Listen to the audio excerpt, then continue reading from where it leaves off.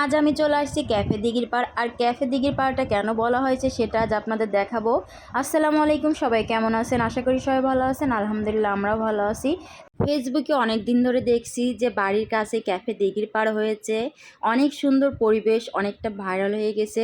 আমাদের যেহেতু এটিতে যাওয়া আসা হয় কিন্তু আসা হয় না, তাই ভাবলাম একদিন বিকেলবেলা আমরাও চলে আসি। তাই আমার ননদ মিলে আমরা মিলে সবাই চলে আসলাম এখানে। এসেই দেখি অনেকটাই ভিড় ছিল। এখানে প্রতিদিন বিকেলবেলা প্রচুর ভিড় হয়। এখানে নাকি অনেক দূর দূরান্ত থেকে লোক আসে, অনেক ভিড় হয় এখানে। এখানে শহরের মানুষও অবসর সময় এসে এখানে কাটান, যেহেতু শহর থেকে গ্রাম সাইডে হয়েছে আর যেহেতু দিঘির পাড়ে হয়েছে জায়গাটা, এই জন্য সবাই একটু বেশি এসে এখানে অবসর সময় কাটায়। জায়গাটা সত্যি অনেকটাই সুন্দর ছিল, আমারও অনেক ভালো লেগেছে। আমার বাড়ির কাছে কিন্তু আমার আসা হয়নি, এই প্রথমে আমি এখানে আসলাম। আর এখানে আসলে আপনারা পেয়ে যাবেন দুধ চা, পাউরুটি আর ছোলা ভুনা। এখানে আমার ছেলে খুবই কান্নাকাটি করছিল, সে দোলনায় চড়বে, তাই তাকে একটু দোলনায় চড়িয়ে দিলাম।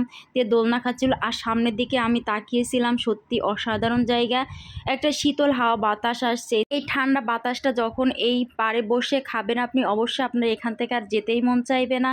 আমরা সবার জন্য চা অর্ডার করেছিলাম, যেহেতু এখানে প্রথম আসছি সবাইকে নিয়ে, তাই একটু চা এখানে ট্রাই করা যায় কেমন।